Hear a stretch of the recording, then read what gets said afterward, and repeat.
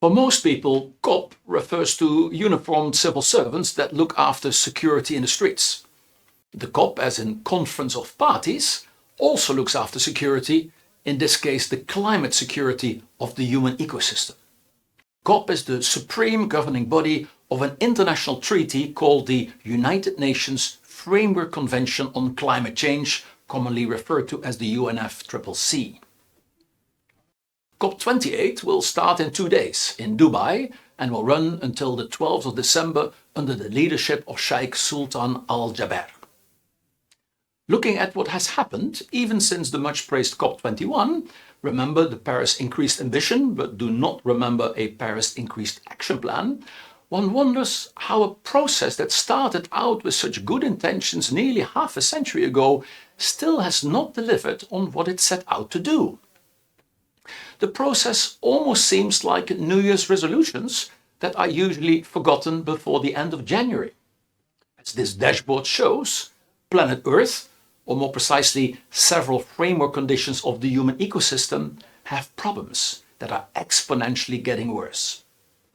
Are we now too late to preserve the framework conditions our species need to thrive? While it is good that so many countries participate, the COP process has a serious flaw. Its scope is too narrow. It is a process that tries to open a 3-lock door towards a future in which climate warming should stay within 1.5 degrees with just the key of one lock. This is why the door cannot open. The only lock for which the Conference of Parties bring the key are supply side solutions, which is the orange section in its graph. But without also reaching agreements on demand-side solutions in blue and nature-based solutions in green, the door cannot open. If that does not happen, a desirable future will remain out of reach and a hothouse Earth scenario looms. Whilst we still must agree to the structural measures to tackle the cause, we are now too late, which is why we now also have to tackle the symptoms. To provide relief, active cooling in various forms are now imperative to prevent hothouse Earth conditions to set in. Talking about warming has to be enlarged with action about cooling. This picture shows an interesting face down, with on the right the very experienced and rare chemical engineer in the European Parliament, MEP Bas Eickhout, who was interviewing the then candidate climate commissioner Wopke Hoekstra on the left. The European Parliament's Environment Committee decided after the interview that it was not good enough and demanded written answers to additional questions. Thus, the Parliament obtained in writing the commitment of the new climate commissioner that Europe will table that international aviation and shipping emissions are sectors where more action to reduce them is needed in line with IPCC's AR6 Workgroup 3 report. The likelihood of this being agreed at COP28 is minimal. So the EU better invest in high-speed international rail connections to reduce intra-European flights. Japan has done this already, and the US clearly is lagging far behind, but would be well advised to do the same. Here we get to the crux of the problem of energy climate 2024 and beyond. We are reality blind in thinking we have time for the transition. Many trends toward tipping points show exponential patterns. American mathematician Alfred Bartlett famously said, "The greatest weakness of humanity is its inability to understand the exponential function." With exponential developments, unless you act early on the flat part of the curve, or if you wish the first row of the chessboard, where things still can be kept in hand, we will be overwhelmed by the consequences once the exponential trends gain momentum. Once in the elbow, or second row of the chessboard, things do get out of hand. This brings me to a very important concept: time to effect. If you have a headache and you take an aspirin, after 1 second you still have a headache, and after 1 minute you also still have a headache. If you're lucky, after 1 hour it may subside, but normally it takes a couple of hours for the aspirin to have effect. The same is true for the structural measures we of course still need to take to address the cause, be they reducing emissions or removing emissions by CCS or reforestation. But the time to effect of these measures is too long. Even if we stop anthropogenic emissions today, due to the historic emissions and the climate inertia, global warming would still go on. Many of the structural measures need 20 plus years to have effect. Also, growing a 20-year-old tree takes 20 years. Even with more goodwill, these measures cannot avoid hothouse Earth conditions to set in. These would increase loss and damages and trigger climate change-induced mass migration to such an extent that it would render the structural measures ineffective or largely overwhelm their positive effects with greater negative effects. The most serious form of loss and damages will be caused by sea level rise.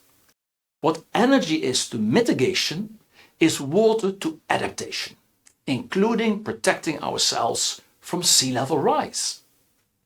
Few people know that Antarctica is bigger than Australia and bigger than the US.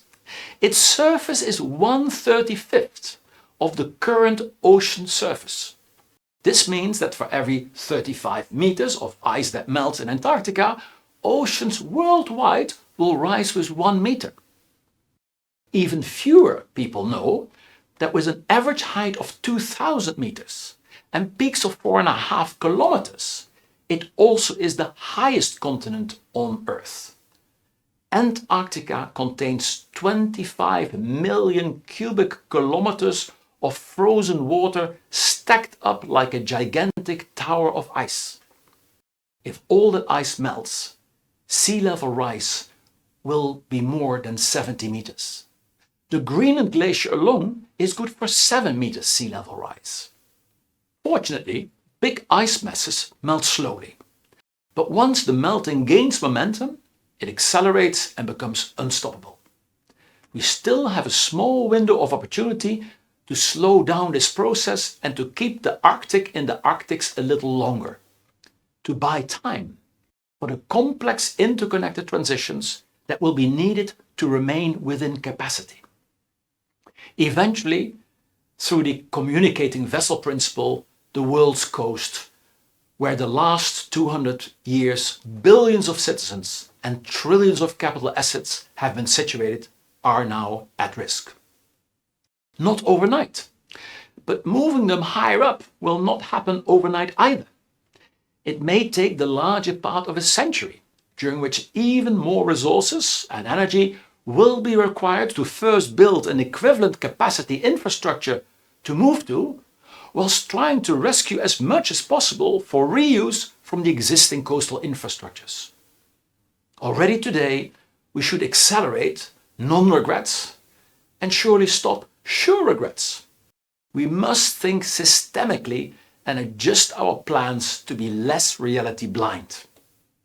The point is, besides whether we will have the energy and resources to do all this, we need time for it too.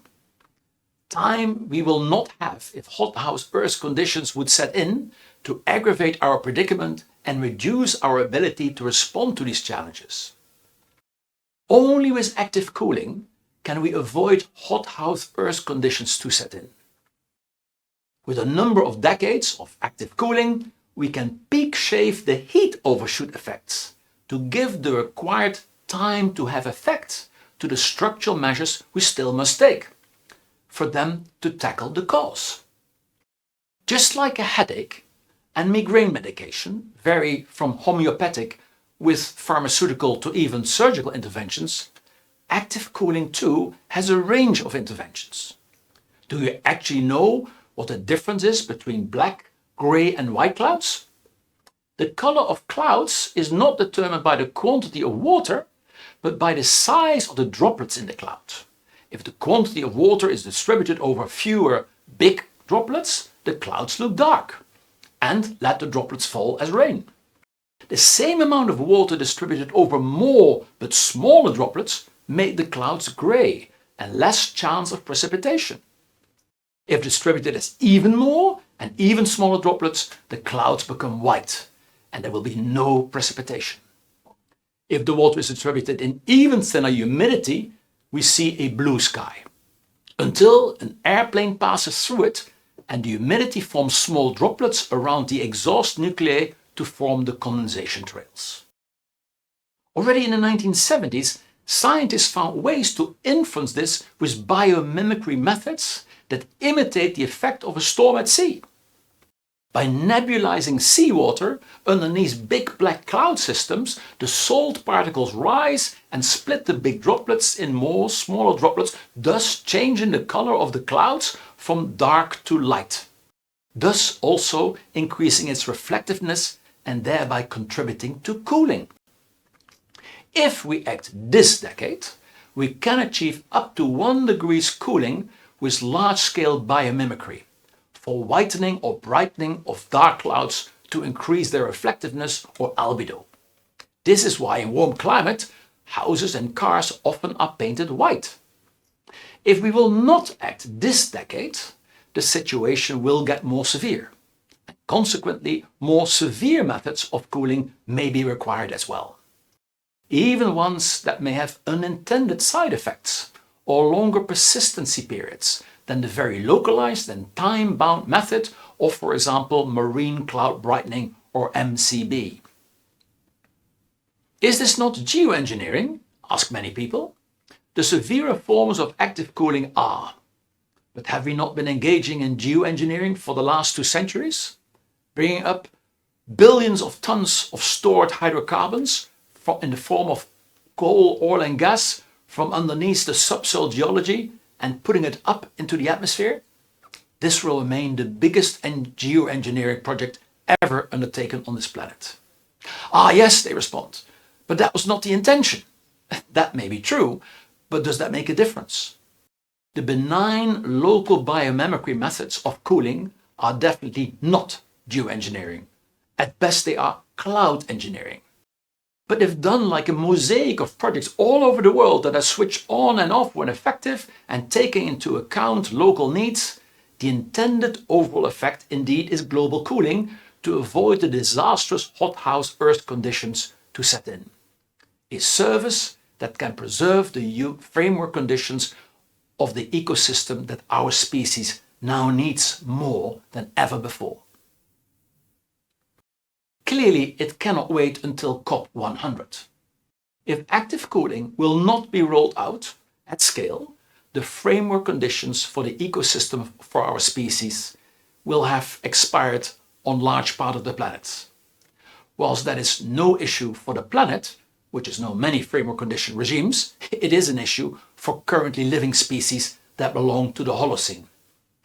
Because if those conditions expire, our species will expire too. Needless to say, this is not on the agenda of COP28. 2 of the most senior European representatives are hailing from the Netherlands, both very well aware of the consequences of not discussing this, and they are intimately involved in what Europe will bring to the table. Sadly, the European Council, whilst recognizing the critical role of oceans, their blue carbon function, and the critical need to protect, conserve and restore terrestrial ecosystems, including forest, as well as inland and coastal water ecosystems, at this moment do not have the intention to even discuss active cooling whilst they are there. Yet the imperative is only too clear. We have informed Dr. Sultan Al Jaber, who will chair the COP28 proceedings, and Wopke Hoekstra, who will lead the European Union delegation, and Bas Eickhout, who will represent the European Parliament at COP.